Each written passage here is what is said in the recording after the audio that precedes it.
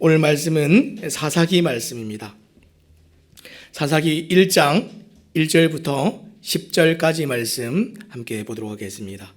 사사기 1장 1절부터 10절까지 말씀입니다. 다 찾으신 줄 알고 제가 봉독하겠습니다. 여호수아가 죽은 후에 이스라엘 자손이 여호와께 여쭈어 이르되 우리 가운데 누가 먼저 올라가서 가나안 족속과 싸우리이까? 여호와께서 이르시되 유다가 올라갈지니라. 보라, 내가 이 땅을 그의 손에 넘겨주었노라 하시니라. 유다가 그의 형제 시므온에게 이르되 내가 제비 뽑아 얻은 땅에 나와 함께 올라가서 가나안 족속과 싸우자. 그리하면 나도 내가 제비 뽑아 얻은 땅에 함께 가리라 하니 이에 시므온이 그와 함께 가니라. 유다가 올라가매 여호와께서 가나안 족속과 브리스 족속을 그들의 손에 넘겨주시니 그들이 베색에서 10,000명을 죽이고 또 베색에서 아도니 베색을 만나 그와 싸워서 가나안 족속과 브리스 족속을 죽이니 아도니 베색이 도망하는지라. 그를 쫓아가서 잡아 그의 엄지손가락과 엄지발가락을 자르매 아도니 베색이 이르되 옛적에 70명의 왕들이 그들의 엄지손가락과 엄지발가락이 잘리고 내 상 아래서 먹을 것을 줍더니 하나님이 내가 행한 대로 내게 갚으심이로다 하니라. 무리가 그를 끌고 예루살렘에 이르렀더니 그가 거기서 죽었더라. 유다 자손이 예루살렘을 쳐서 점령하여 칼날로 치고 그 성을 불살랐으며 그 후에 유다 자손이 내려가서 산지와 남방과 평지에 거주하는 가나안 족속과 싸웠고 유다가 또 가서 헤브론에 거주하는 가나안 족속을 쳐서 세세와 아히만과 달메를 죽였더라. 헤브론의 본 이름은 기럇 아르바였더라. 아멘. 오늘 우리가 말씀을 소중히 여기는 자세라는 제목을 가지고 함께 말씀을 나누기 원합니다. 오늘 이제 11월 1일이 되면서 위드 코로나 이제 함께 시작을 하게 되었는데 사사기 말씀을 다루는 것이 굉장히 의미가 있다라는 생각이 듭니다. 왜냐하면 이 사사기 말씀은 이 혼란한 시대 가운데 세상과 같이 섞여 살아가는 이 하나님의 백성들 가운데 계속해서 선택과 결단을 요구하는 말씀이기 때문에 그렇습니다. 오늘도 우리도 똑같죠. 이 신앙의 도전들이 있고 믿음의 도전들이 있는 가운데 이 예배하기를 우리가 믿음으로 하나님 앞에 반응하기를 하나님이 요구하시고 선택하시는데 새롭게 시작하는 이 한 달 가운데 이 사사기 말씀이 우리에게 큰 도전이 될 것을 믿습니다. 자, 사사기 말씀은 지금 어떻게 시작하냐면 1절 말씀에 보니까 여호수아의 죽음으로부터 이제 시작을 하고 있습니다. 여호수아가 죽은 후에 이렇게 시작을 했습니다. 여호수아가 죽었다는 얘기가 어떤 얘기입니까? 이 모세의 모든 지도력을 이어받았던 사람이 여호수아였고 이 여호수아는 이 가나안 정복 전쟁을 하는 그 2세대들에게 굉장히 영향력을 끼치고 이 하나님의 이 지도력을 가시적으로 보여줬던 아주 큰 이제 별이 이제 여호수아입니다. 그런데 그 큰 별이 졌다 하는 그 얘기를 하고 있습니다. 지도자가 사라지는데 눈에 보이는 가시적인 지도자가 사라졌습니다.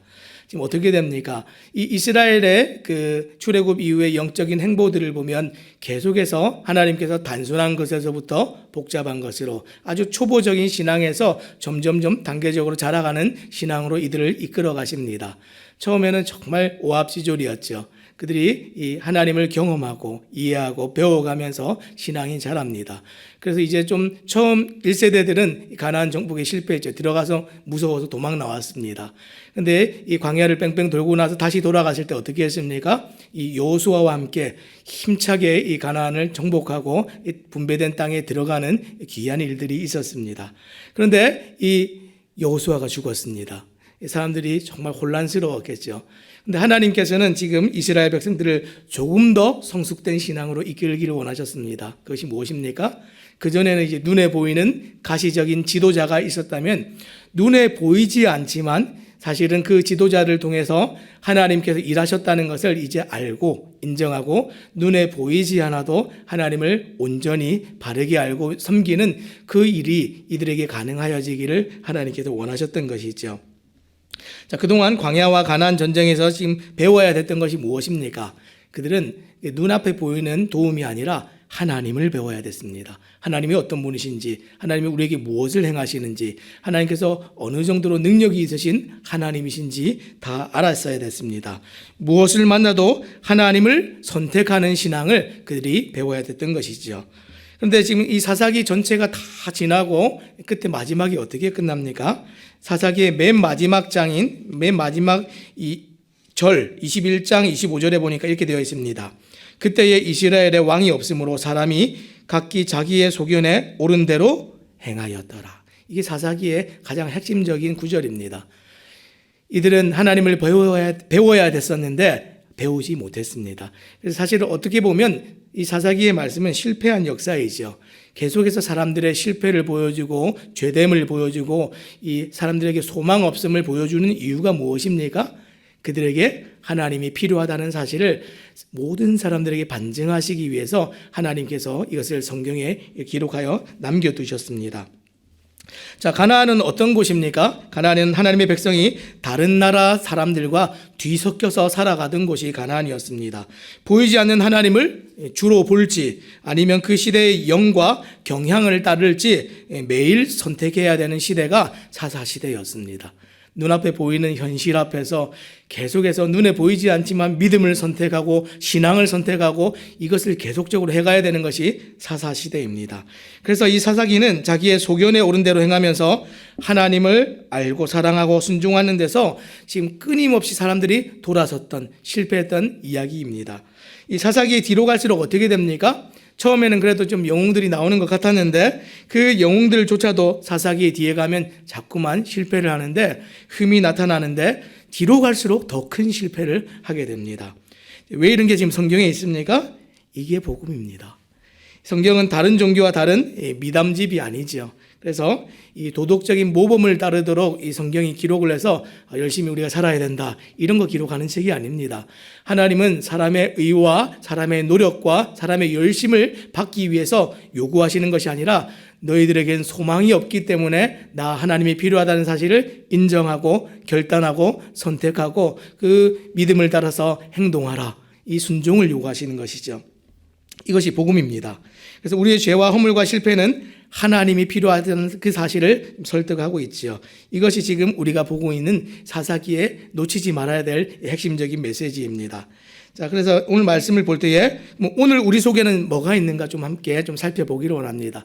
오늘 이 시대를 살아가는 우리 속에는 똑같은 이 사람이죠. 이 시대를 살아갈 때 이 사람들을 움직였던 것들이 있습니다. 이 사람의 마음을 다 차지하고 지배했던 것들이 있습니다. 하나님은 이 사사시대의 사람들을 통해서 우리에게 이것을 보여주기 원하십니다.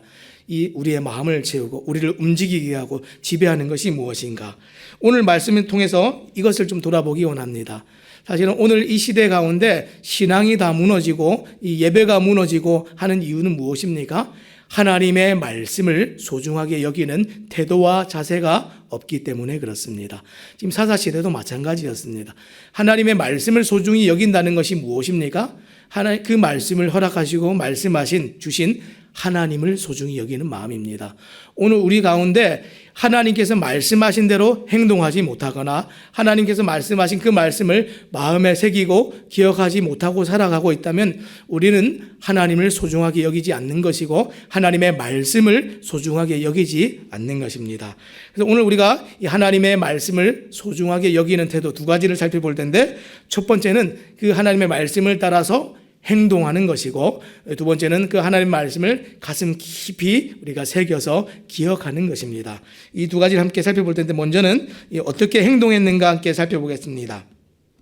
1절 말씀해 보니까 여호수아가 죽은 후에 이스라엘 자손이 여호와께 여쭈어 이르되 우리 가운데 누가 먼저 올라가서 가나안 족속과 싸우리이까. 이스라엘을 이끌던 큰별 여호수아가 죽었습니다. 이스라엘 백성들은 이 여호수아의 죽음으로 지금 방향감을 지금 상실했습니다. 그러나 걱정할 것이 없는 게 그들에게 누가 있습니까? 하나님은 여전히 계십니다. 그들 곁에 영원히 계신 하나님이 계시죠. 우리는 가시적인 도움과 힘보다 하나님을 바라보아야 됩니다. 제일 먼저 큰 환경의 어려움이 오거나 우리의 도움이 사라질 때 우리는 제일 먼저 불안해하고 방향을 상실하죠. 그때 이스라엘 백성들이 어떻게 했습니까? 여호와께 나아가서 여쭈었습니다. 이것이 우리가 마땅히 보여야 될 태도이고 자세이죠. 자, 우리 가운데 누가 먼저 올라가서 가나안 사람과 싸울까요? 이렇게 물었습니다. 자, 여호수아를 통해서 가나안 주요 성읍들은 이미 다 지금 점령이 됐습니다. 그러나 작은 소도시들은 아직 점령되지 않은 곳이 있었습니다. 그래서 여호수아가 죽은 후에 이스라엘은 지금 지파별로 나누어서 지금 남은 전쟁을 치러야 되는 이제 과제가 남았습니다. 사실 큰 전쟁은 다 끝났습니다. 그리 어렵지 않은 전쟁이 남았음에도 불구하고 지도자가 사라지니까 사람들이 마음이 많이 이제 불안했지요. 그때 하나님께서 뭐라고 말씀하셨습니까? 2절 말씀해 보니까 여호와께서 이르시되 유다가 올라갈지니라 보라 내가 이 땅을 그의 손에 넘겨 주었노라 하시니라. 지금 아직 전쟁도 안 했는데 하나님 뭐라고 하셨습니까? 이미 넘겨 주었다. 이렇게 완료형으로 말씀하셨습니다. 이게 하나님의 말씀입니다. 우리가 말씀을 믿는다는 것은 이런 것입니다. 그 말씀에 의지해서 그 말씀이 이미 이룬 줄로 알고 행동하는 것입니다. 이게 하나님의 말씀을 소중히 여기는 첫 번째 태도입니다. 지금 어떻게 합니까? 유다가 올라갈지니라 이렇게 얘기했습니다. 하나님은 유다 지파에게 선봉에 서라 이렇게 말씀하셨습니다. 유다가 어떤 지파입니까? 지금 이스라엘의 12지파들 중에서 가장 강한 지파가 유다 지파입니다. 이 이스라엘의 이 두 번째 인구 조사 때 이 가장 많은 수의 인구를 차지하고 있었던 것이 유다였습니다. 그래서 그들은 가장 강력한 지파로 여겨지는 지파였습니다. 그런데 하나님께서 지금 유다를 올라가라 얘기할 때 왜 유다를 올라가라고 했겠습니까? 유다가 올라가라 한 것은 그들이 가장 강한 지파이고 인간적으로 가장 훌륭해서가 절대로 아닙니다. 그들은 믿음이 있는 지파였기 때문에 하나님께서 그렇게 말씀하신 것이죠. 이 유다 지파의 족장이 누구입니까? 갈렙입니다. 갈렙이 어떤 분인지 잘 아시죠? 예. 이 이스라엘 땅을 처음에 정탐하러 갔을 때에 다 부정적인 보고할 때에 이 여호수아와 갈렙만 하나님이 주신 땅입니다. 주실 것입니다. 우리는 싸워서 이길 수 있습니다. 이렇게 얘기했던 사람 중에 한 명이 갈렙입니다. 그 말씀 그대로 실제로 여호수아와 갈렙만이 가나안 땅에 들어갈 수 있게 되어지죠. 지금 여호수아 죽고 이 시대에 이제 갈렙만 남았습니다. 어찌 보면 눈에 보이는 가시적인 영향력을 끼칠 수 있는 사람이 갈렙입니다. 그뿐만이 아니라 하나님께서는 믿음의 사람으로 여기시고 믿음의 영향력을 끼칠 수 있는 그 사람이 있었던 그 유다 지파를 먼저 들어서 싸워라 이렇게 말씀을 하시는 것이죠. 하나님은 믿음의 사람을 지금 선봉에 세우신 것입니다.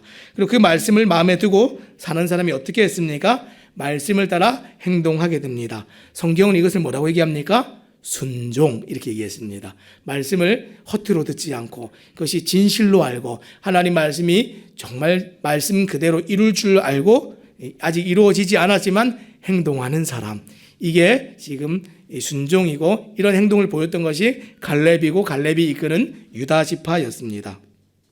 자, 그런데 지금 이 사사기 말씀을 볼 때 계속해서 좀 반복되면서 겹치는 부분들이 있는데 그것이 무엇이냐면 타협하는 부분들입니다. 우리가 이 땅을 살면서 적당히 타협하면서 살면 뭐가 좋습니까? 분쟁이 없습니다. 적당히 나의 할 바도 하는 것 같고 사람들과 싸우지 않아도 되고 그렇게 살아가는 게 지금 타협인데 하나님께서는 어떤 일을 하실 때 말씀 그대로 하기를 원하십니다. 지금 뭐라고 하셨습니까? 유다가 올라갈지나 이렇게 얘기했습니다. 근데 지금 유다가 3절 말씀해 보니까 어떻게 하고 있습니까? 유다가 그의 형제 시므온에게 이르되 내가 제비 뽑아 얻은 땅에 나와 함께 올라가서 가나안 족속과 싸우자. 그리하면 나도 내가 제비 뽑아 얻은 땅에 함께 가리라 하니 이에 시므온이 함께 가니라.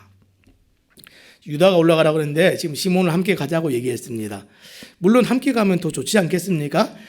너무나 설득력이 있습니다. 합리적입니다.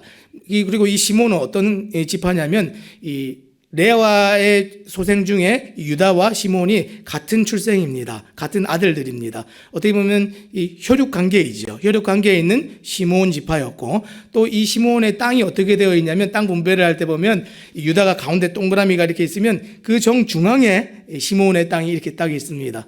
너네 땅도 이게 같이 있으니까 같이 가서 싸우는 것 어떻게 했니? 그럼 너네 그 지역에 점령할 때 같이 가서 싸워줄게. 이렇게 얘기를 하는 것이죠. 누가 봐도 합리적인 설득입니다. 세상에 우리가 타협이 이렇게 일어납니다. 누가 보아도 합리적이고 마땅하고 당연한 얘기를 하는데 하나님께서 그것을 얘기하지 않으셨으면 우리는 고민해야 되는 것이죠. 지금 오늘 이 장면에서는 하나님께서 유다에게 뭐라고 하셨습니까? 유다가 올라갈지니라. 선봉에 서서 믿음의 대표를 보이는 것을, 모델을 보이는 것을 유다가 했으면 좋겠다. 하나님이 이렇게 말씀하셨는데 유다가 어떻게 합니까? 지금 다른 지파를 끌어들이고 있죠. 아마 불안했던 것 같습니다. 함께 가서 싸우면 더 잘 싸울 수 있을 것이야. 행동을 하는데 반쪽짜리 제자도입니다. 성경에서 하나님께서 요구하시는 것은 온전한 것을 원하십니다. 온전한 마음과 온전한 행동을 원하시는데 사실 사사기에서 계속해서 나타나는 이런 겹쳐지는 장면들입니다. 자, 그래서 여러 이것을 해석하는 사람들이 여러 사람들이 다르게 해석을 하지만 이 사사기 전체의 맥락을 봤을 때는 이것은 타협이라고 보는 것이 옳다고 생각이 됩니다. 자, 그래서 어떻게 됐습니까? 하나님께서 말씀하셨기 때문에 그 말씀 그대로 이곳을 정복하게 됩니다. 자, 유다가 하나님의 방향에 순종하지 못했지만 그 하나님께서 그 순종했던 그 절반의 마음을 어쨌든 기억하시고 이기게 하셨습니다. 자, 그리고 나서 지금 어떻게 됩니까? 지금 이 전쟁 가운데 지금 유다가 물리친 대표적인 사람이 하나가 있습니다. 그것이 누구입니까? 아도니 베색이라는 사람입니다. 자, 아도니 베색은 과거에 70명의 왕을 이 엄지손가락을 다 찍었던 왕입니다. 근데 유다는 그의 행한 대로 어떻게 했습니까? 엄지손가락, 엄지발가락 다 잘라냈습니다. 자, 아도니 베색을 치신 것은 어떤 의미입니까? 하나님께서 그들의 죄에 대해서 심판하신다는 의미입니다. 가나안 지역의 사람들이 하나님을 알지 못하고 섬기지 못하고 우상을 섬기는 그들의 죄에 관해서 행하시는 하나님의 공의입니다. 우리가 이 사사기 말씀을 읽을 때에 사람들이 제일 힘들어하는 것이 어떤 것이죠? 너무 피비린내가 난다는 것이죠. 칼로 무참하게 사람들을 어떻게 하나님이, 그것도 사람들을 사랑하신다는 하나님이 죽입니다. 근데 어떻게 죽입니까? 보통 전쟁을 하면 합리적인 전쟁의 방식들이 있습니다. 그렇죠? 타협을 하거나 쓸 수 있는 노동력이나 쓸 수 있는 사람들을 살려놓죠. 그들을 또 움직이죠. 그런데 이 전쟁에서는 모두를 다 죽이는 그런 전쟁입니다. 왜 그렇게 합니까? 하나님의 공의가 일어나는 그 장면이기 때문에 그렇습니다. 우리가 이것을 읽을 때에 견디지 못합니다. 너무 잔인하다 이렇게 생각하는데 오늘 말씀을 볼 때 뭐라고 얘기했습니까? 지금 아도니 베색이 자기가 죽임을 당할 때에 이렇게 얘기했습니다. 7절 말씀 같이 읽겠습니다. 제가 읽겠습니다. 아도니 베색이 이르되 옛적에 70명의 왕들이 그들의 엄지손가락과 엄지발가락이 잘리고 내 상 아래서 먹을 것을 줍더니 하나님이 내가 행한 대로 내게 갚으심이로다 하니라. 무리가 그를 끌고 예루살렘에 이르렀더니 그가 거기서 죽었더라. 지금 우리는 잔인하게 생각을 하고 있는데 가나안에 살고 있었던 그 가나안의 대표성을 가지고 있던 아도니 베색이라는 왕은 자기 스스로 뭐라고 고백을 했습니까? 합당하다. 내가 죽는 것이 하나님의 심판이라고 받아들였습니다. 그런데 왜 우리가 이걸 이렇게 잔인하게 읽습니까? 공의가 일어나는 장면입니다. 이것을 통해서 무엇을 보여주십니까? 하나님께서는 행한 대로 갚아주신다 하는 것을 성경이 우리에게 보여주십니다. 믿음의 행보대로 하나님께서 그것을 기억하십니다. 믿음의 행동이었는가? 그렇지 않았는가? 순종이었는가? 불순종이었는가? 하나님은 이 아도니 베색의 죽음을 통해서 오늘 유다에게 또 나머지 지파들에게 오늘 우리에게 믿음의 행동이 있기를 요구하시고 그 믿음의 행동에 반드시 그런 결과가 있다는 것을 우리에게 말씀하십니다. 우리가 이 말씀을 중하게 여기고 무겁게 여긴다면 말씀대로 행동하지 않겠습니까? 이것이 그래서 첫 번째 하나님의 말씀을 귀하게 여기는 첫 번째 태도가 행동하는 것입니다. 말씀대로 순종하는 것입니다. 자, 두 번째는 무엇입니까? 이 말씀을 정말 소중히 여기는 태도는 그 말씀을 잊어버리지 않는 겁니다. 기억하는 것입니다. 아내들이 남편들에게 제일 서운해하는 것이 어떤 것입니까? 자기의 말을 기억하지 못할 때 남편들이 이상하게 잊어버리는 은사들이 있는 것 같습니다. 근데 이제 잊어버렸는데 어떤 일들을 하고 업무들을 하다 잊어버렸는데 아내들은 뭐라고 얘기합니까? 잊어버렸다 이렇게 얘기 안 합니다. 당신은 내 말을 소중하게 생각하지 않았어 이렇게 얘기합니다. 한번 좀 이런 말들을 해보시거나 아마 남편분들은 들어보셨을 것 같습니다. 저도 많이 들었습니다. 제가 그런 마음이 없는데 내가 왜 그게 기억이 안 났지? 이렇게 얘기하면 소중하게 여기지 않아서 그랬던 거야. 그런 말을 들을 때 정말 억울함이 막 밀려오지만 사실은 제가 그렇게 하지 않았던 것은 사실이니까 인정할 수밖에 없죠. 오늘 이 이스라엘에게 하나님께서 하나님의 말씀을 어느 정도로 잘 기억하고 있는가, 이 유다 지파, 특별히 이 갈렙을 통해서 우리에게 잘 보여주십니다. 자, 지금 8절 말씀부터 보니까 유다 자손이 예루살렘을 쳐서 점령하여 칼날로 치고 그 성을 불살랐으며 그 후에 유다 자손이 내려가서 산지와 남방과 평지에 거주하는 가나안 족속과 싸웠고. 자, 지금 이렇게 하면서 지금 이 예루살렘을 점령하는 일을 합니다. 그리고 예루살렘을 점령한 후에 지금 하는 일이 있는데, 지금 그 남서쪽으로 한 30km 정도 이제 내려가면 그곳에 헤브론이라는 곳이 있습니다. 사실은 오늘 이 예루살렘을 점령하고 난 이후에 헤브론을 점령하는 것이 굉장히 의미가 있습니다. 10절 말씀 제가 읽겠습니다. 유다가 또 가서 헤브론에 거주하는 가나안 족속을 쳐서 세세와 아이왕과 달메를 죽였더라. 헤브론의 본 이름은 기럇 아르바였더라. 옛날 이름이 뭐라고 했습니까? 기럇 아르바였습니다. 지금 이 기럇 아르바는 지금 유다 지파, 특별히 갈렙에게 하나님께서 허락하셨던 땅입니다. 이 산지를 내게 주소서, 내가 이곳에 점령할 수 있습니다, 하나님 보내주소서, 막 이렇게 외쳤던 곳이 지금 기럇 아르바였습니다. 사람들이 이 기럇 아르바 아무도 안 들어가려고 했거든요. 왜 그렇습니까? 그 지역에 누가 살고 있었습니다. 누가 살고 있었습니까? 아낙 자손들이 살고 있었습니다. 그래서 이것은 갈렙이 받은 이 기업의 땅인데 아직 지금 정복되지 않은 땅입니다. 이제 헤브론의 옛 이름이 지금 기럇 아르바 있는데, 이 아르바라는 말이 지금 사람의 이름에서 따온 이름입니다. 이 아르바가 누구냐면 이 아낙 사람들 자손들, 아낙 사람들 중에서 가장 유명했던 용사의 이름이 아르바입니다. 그래서 이 아낙의 아버지다, 아낙 사람들의 조상이다, 이렇게 불려지는 사람이 이 아르바입니다. 이 지역의 성읍들은 크고 견고했고 거대한 아낙 사람들이 살고 있었던 곳이기 때문에 만만치 않은 곳이었습니다. 그런데 오늘 어떻게 됐습니까? 그것이 정복됐습니다. 믿음의 행보를 보이고 행동을 했을 때 하나님께서 그것을 기억하셨고, 이것을 기억하고 정말 순종했던 이 유다 지파의 이 갈렙에게 이것이 주어졌습니다. 갈렙은 이 가나안 땅을 그와 그 후손에게 주실 것이다 하는 하나님의 약속을 반드시 믿었습니다. 하나님께서 그것을 기억하시고 함께 하셔서 하나님을 신뢰하는 그 백성들에게 이것을 차지할 수 있도록 하나님께서 열어주셨습니다.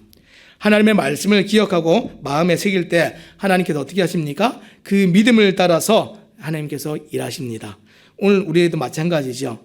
이 시대를 살아갈 때 하나님, 코로나입니다. 경제가 어렵습니다. 저는 참 내가 무엇을 선택해야 될지 지혜가 없습니다. 지도자가 없습니다. 나 혼란스럽습니다. 내가 어떻게 가야 될지 선택할 수가 없습니다. 오늘도 우리가 이런 시대를 살고 있지 않습니까? 그런데 오늘 우리가 중요하게 생각해야 될 것은 이것입니다.